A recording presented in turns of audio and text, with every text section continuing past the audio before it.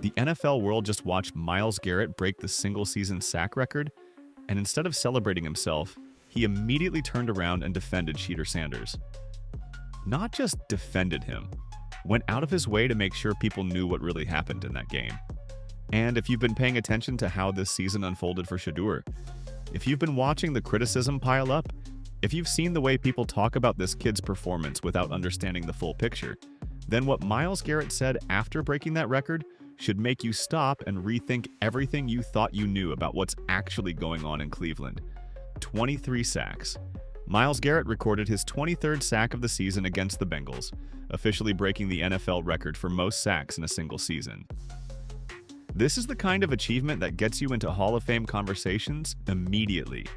This is legacy-defining, generation-spanning dominance. And in that moment, with every camera pointed at him, with every microphone waiting for him to talk about his own greatness, Garrett chose to talk about Shedeur Sanders instead. Let's be real about what that means. When the best defensive player in football, when a guy who just made history, when someone who has every reason to make the moment entirely about himself, chooses instead to defend a young quarterback who's been getting questioned all season long, that tells you something. That tells you there's a story here that goes way deeper than the box score. That tells you what we've been seeing on the surface doesn't match what's actually happening behind the scenes. Because here's what nobody's talking about. Here's what gets lost when people just glance at stats and make their assumptions. Shedeur Sanders got sacked 6 times in this game. 6 times he ended up on his back. 6 times the protection broke down and he absorbed punishment from Bengals pass rushers. And if you just look at that number without context, if you're the type of person who forms opinions based on highlights and box scores, you might think Shedeur had a bad game. You might think he couldn't handle the pressure. You might think all the criticism was justified, but Myles Garrett saw something completely different, and Garrett knows football at a level most people will never understand. Let's walk through how we got here, because this story doesn't start with this one game against Cincinnati. This goes back further. This goes back to expectations, to draft capital, to the way young quarterbacks get evaluated before they even take a meaningful snap. Shedeur Sanders came into this league with a target on his back. Son of a coaching legend. College success that drew comparisons and created hype. The kind of profile that makes people watch extra closely, looking for any reason to either validate the hype or tear it down. And from the beginning, there were questions. Not just normal rookie questions, the kind of scrutiny that feels personal. The kind that makes you wonder if some people want to see him fail. People questioned his arm strength, his decision-making, whether he could handle NFL speed, whether the college success would translate, whether he was ready for this level of competition. Then the season started, and Cleveland faced Cincinnati early. That first matchup didn't go well for the Browns' offense. Didn't go well for Shedeur specifically. The Bengals got after him. The protection struggled. Plays that needed to be made weren't getting made. And for any competitor, for any quarterback who takes pride in their performance, that kind of loss eats at you. That kind of game becomes something you think about during film study, during practice, during every quiet moment when you're preparing for the next opportunity. That's the setup for this rematch. That's the context that makes what happened in this second game so significant. Because Shedeur Sanders had been waiting for this moment, had been preparing for another shot at Cincinnati, had been thinking about redemption and proving something to himself, to his teammates, to everyone watching and judging. And when that opportunity came, when Cleveland and Cincinnati met again in the final game of the season, everything was on the line. Not playoff positioning. This was about pride, about momentum going into the offseason, about how both organizations would be perceived heading into next year, about legacy and respect and proving points. Myles Garrett came into this game sitting at 22 sacks, one away from breaking the all-time record. The entire football world was watching to see if he could deliver in this moment. And he did. 5 sacks in a single game earlier in the season. Also a record. Now 23 for the season. Absolute dominance. The kind of performance that changes how we think about what's possible for a defensive player.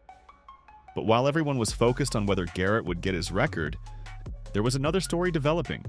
Shedeur Sanders was facing his own moment of truth. And what happened in this game What Myles Garrett saw and felt compelled to defend afterward reveals something crucial about what's really going on with this young quarterback. If you just glanced at the box score, you'd miss it. Surface statistics don't tell anywhere close to the full story. And this is exactly why Myles Garrett spoke up. Because he watched the whole game from the sideline. He saw what was happening on every single play. He understood the context that casual observers and box score analysts completely miss. Here's what actually went down. Shedeur Sanders was dealing with circumstances that would have destroyed most quarterbacks in this league. The running backs and receivers were dropping catchable passes all over the field. Not difficult catches. Not asking guys to make spectacular one-handed grabs in traffic. These were balls hitting receivers right in the hands. Balls that professional football players are expected to catch. Balls that in practice probably get caught 98 times out of 100. Can you imagine how frustrating that must be? You're going through your progressions correctly. You're making the right reads. You're identifying where the defense is vulnerable. You're putting the ball exactly where it needs to be. And then you watch helplessly as the opportunity slips away because someone else didn't execute their job. That's not on the quarterback. That's not a failure of preparation or decision-making or accuracy. But it affects how people perceive the quarterback's performance, even though it absolutely shouldn't. Sanders was making good throws that weren't being caught, and that context is crucial. On top of the dropped passes, the offensive line was having serious struggles throughout this game. Now, let's be fair, the Bengals have legitimate pass rushers who can make life difficult for any offensive line. But the Browns' protection was particularly struggling to pick up stunts and blitzes. They were losing one-on-one battles more often than you want to see.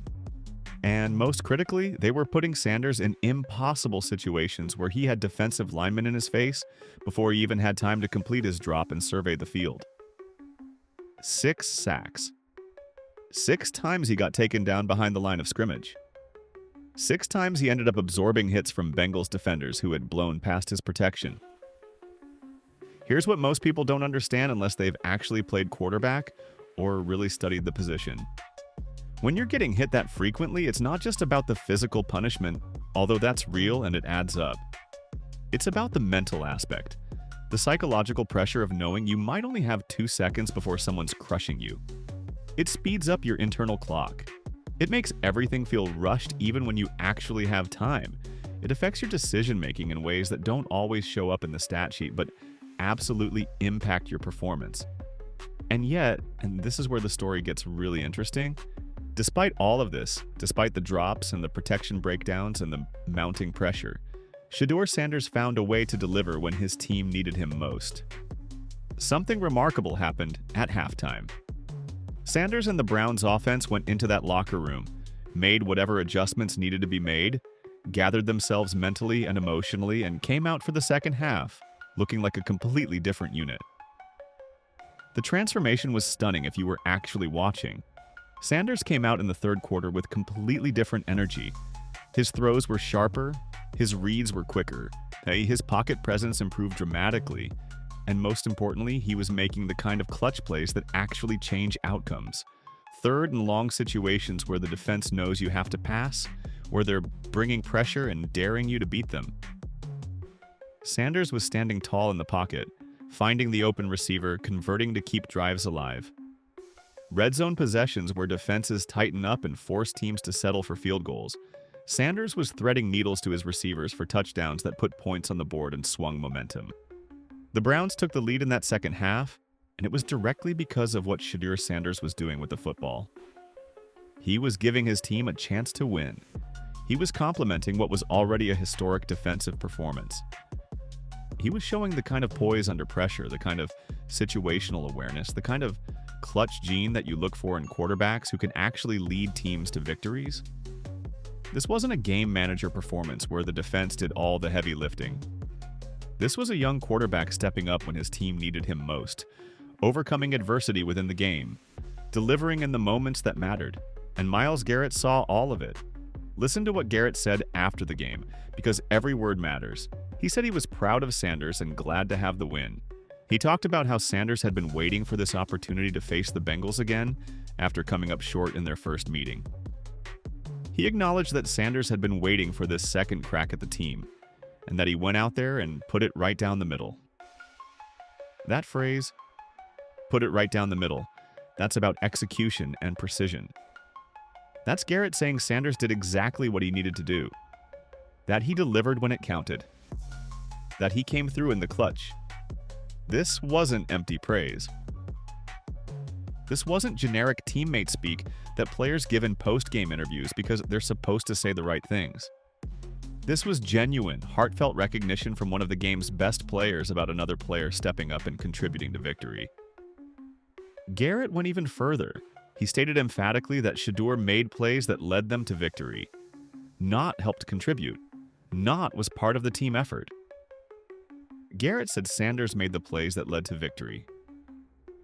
Think about what that means coming from Myles Garrett, coming from someone who just had one of the greatest defensive performances in NFL history. Someone who has every right to make this moment entirely about himself and his record-breaking achievement. When that person chooses to use his platform to shine the spotlight on you and defend your performance, that tells you everything you need to know about what really happened on that field. Myles Garrett knows football. He understands what it takes to win. And he saw past the surface-level statistics to recognize what Sanders actually contributed to this victory. Garrett described Sanders as being great in this game, especially in that second half. He talked about how Sanders settled things on the offensive side of the ball to help the Browns win. Think about that word choice. Settled things means Sanders brought order to chaos. When the offense needed someone to step up and take control, Sanders did exactly that. He brought stability, confidence, production, and results when the team desperately needed all of those things. Now let's address what's coming, because you know the criticism is inevitable. The doubters are going to point to those 6 sacks and say Sanders can't protect himself, that he's getting hit too much, that he's holding the ball too long or not feeling pressure quickly enough. But that narrative doesn't hold up when you actually break down what happened on those plays. If you go back and analyze each of those sacks individually, the vast majority were not his fault. These were plays where the offensive line simply got beaten. These were situations where the Bengals' pass rush won their one-on-one battles and got to Sanders before he realistically had any chance to do anything with the football. These were protection breakdowns, blown assignments, instances where even the greatest quarterbacks in NFL history would have ended up on their backs because there simply wasn't enough time to make a play. What's actually impressive when you watch closely is how well Sanders managed that constant pressure.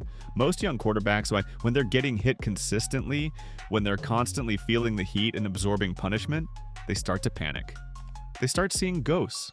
They start making poor decisions, forcing throws into coverage, taking unnecessary risks because they're trying to make something happen. But Sanders kept his composure throughout this game.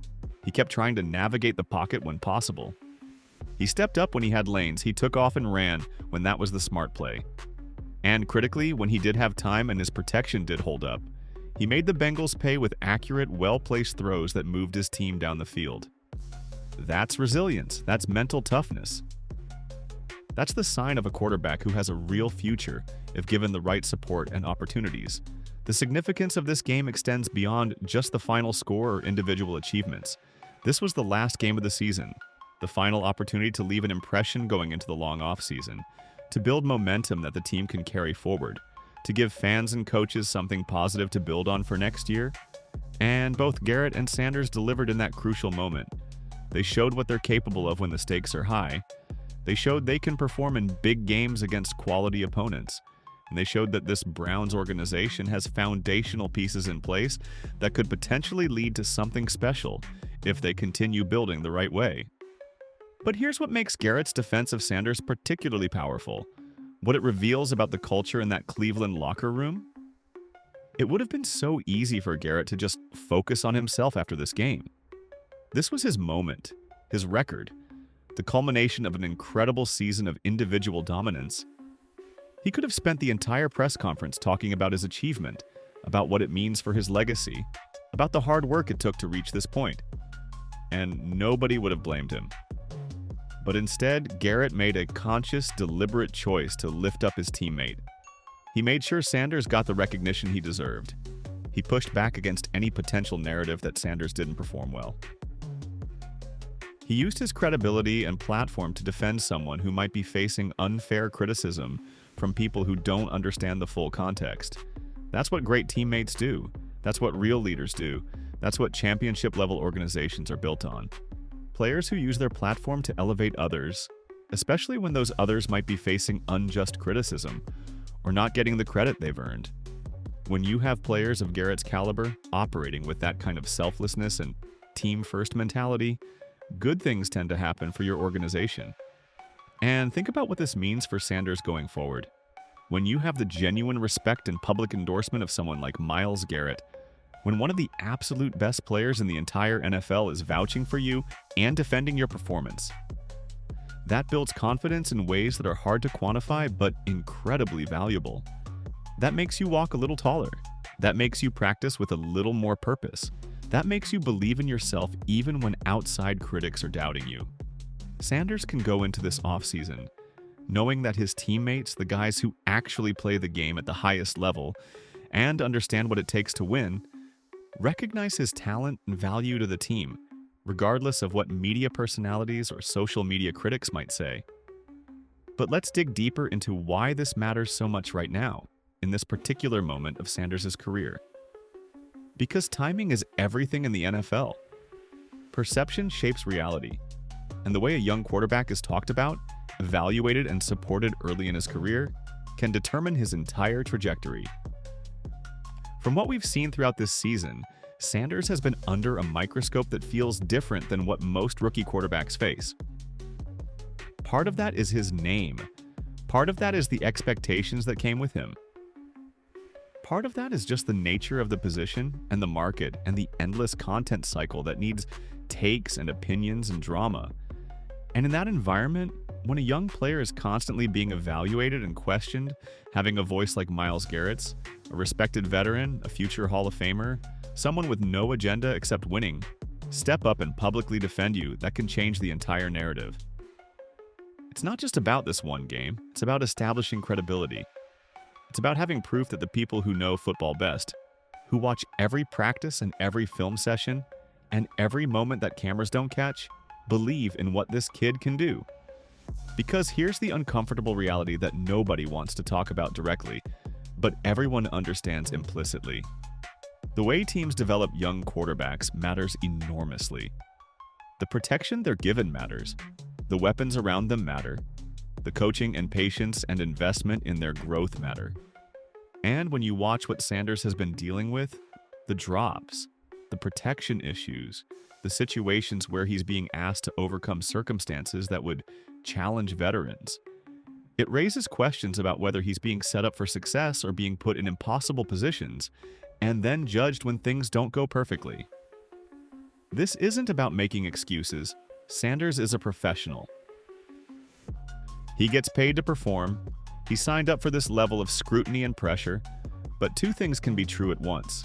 He can be accountable for his performance, while also deserving fair evaluation that includes context about what's actually happening around him. And that's exactly what Myles Garrett provided. Context, recognition, a reality check for anyone rushing to judge based on incomplete information. The media reaction to all of this has been telling. Some outlets immediately picked up on what Garrett said and gave it the weight it deserves. Others glossed over it or buried it beneath headlines about the sack record. And that disparity tells you something about whose stories get told and whose contributions get minimized. Fan reactions have been all over the place, as they always are. Some Browns fans have been defending Sanders all season, pointing out exactly what Garrett confirmed, that the circumstances around him haven't been ideal, that he's shown flashes of real talent, that patience and proper development could lead to something special. Other fans have been frustrated, pointing to the losses and the sacks and the moments where things didn't click, questioning whether he's the answer at the position long term. And that division, that uncertainty, that's exactly what makes Garrett's words so important. Because in the middle of all the noise and debate and conflicting opinions, you have someone who's actually in the building, who's actually playing alongside Sanders, who's actually watching him prepare and compete every single day, saying definitively, "This kid made plays that led us to victory." That should matter more than hot takes. That should matter more than stats without context.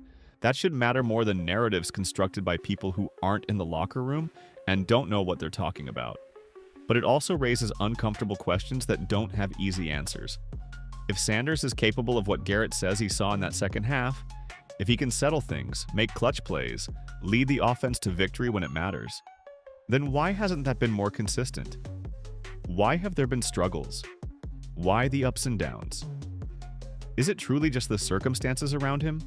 The drops and protection issues and lack of consistent support? Or is there development that still needs to happen? Growth that takes time? An adjustment period that every young quarterback goes through? The answer is probably some combination of all of those things. Development isn't linear. Young quarterbacks don't just show up and immediately dominate, especially when the situation around them is less than ideal. There's a learning curve. There's an adjustment period. There are growing pains. And the question becomes, how much patience does he get? How long before the organization and the fan base and the media make definitive judgments about what he can become? Because based on what we've seen, based on what Myles Garrett felt strongly enough to publicly defend, there's real talent here. There's real potential. There's a player who can step up in big moments and deliver when his team needs him. But potential means nothing if it's not developed properly, if it's not supported, if it's not given the time and resources and structure to actually flourish. And that's where the story gets complicated. That's where we move beyond just evaluating one game or one performance and start thinking about organizational philosophy, about commitment to young players, about whether Cleveland is building something sustainable or just hoping for quick fixes. The pressure on young quarterbacks in today's NFL is immense. The expectations are unrealistic. The timelines are compressed. Teams want immediate results. Fans want immediate success. Media wants immediate drama and storylines. And in that environment, having someone like Myles Garrett step up and say, "Hold on, let's be fair about what we're evaluating here. Let's give credit where it's actually due." That can be the difference between a quarterback getting a fair chance to develop or being written off prematurely. What Garrett did after that game was more than just defending a teammate. It was advocating for fairness, for context, for recognition that football is a team game and quarterbacks can't do it alone. And maybe that's the most important takeaway from all of this. Not just what happened in one game against Cincinnati, but what it reveals about how we evaluate players, how we construct narratives, how we decide who gets credit and who gets blame. Because the easy thing to do is look at stats and make assumptions. The easy thing is to follow the prevailing narrative without questioning whether it's accurate. The easy thing is to judge without understanding context. But the right thing to do, the fair thing, the thing that actually leads to accurate evaluation, is what Myles Garrett did. Look beyond the surface. Recognize what actually happened on the field. Give credit to players who performed well even when the circumstances weren't perfect. Sanders showed something real in that second half. He showed composure under pressure. He showed the ability to adjust and improve within a game.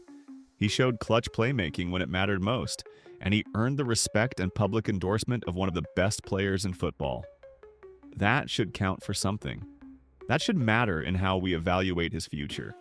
That should inform how we think about his development and potential. But it also leaves us with questions that won't be answered until next season and beyond. Can he build on this performance? Can the organization put better pieces around him? Can the offensive line improve enough to give him a fair chance? Can the receivers make the catches they're supposed to make? Can the coaching staff develop him properly? We don't know yet. The story isn't finished. The verdict isn't in. What we do know is that Myles Garrett just broke the single-season sack record and chose to use that platform to defend Shedeur Sanders. And if you believe in anything Garrett says, if you trust the evaluation of someone who just had one of the greatest defensive seasons in NFL history, then maybe it's time to reconsider what you think you know about this young quarterback. Maybe it's time to look deeper than box scores. Maybe it's time to demand context before forming opinions. Maybe it's time to recognize that development takes time and patience and proper support. Or maybe the doubters are right, and this is all just defending mediocrity, making excuses for underperformance, refusing to hold a quarterback accountable for results. That's the debate. That's the tension. That's what makes this story so fascinating and frustrating and impossible to resolve with certainty right now. All we can do is watch what happens next. Watch how Sanders responds to this opportunity. Watch how the organization builds around him. Watch whether the second-half performance against Cincinnati becomes a blueprint for future success or just an outlier in a career that never quite reaches its potential. But one thing is certain. Myles Garrett saw something worth defending. Something worth publicly supporting. Something worth putting his credibility behind. And until proven otherwise, that has to mean something. What do y'all think? Does Garrett's defense change how you see Sanders' performance? Or are the stats and the struggles throughout the season too much to overlook? Because this conversation is far from over, and how it plays out could determine the future of the Cleveland Browns at the most important position in football.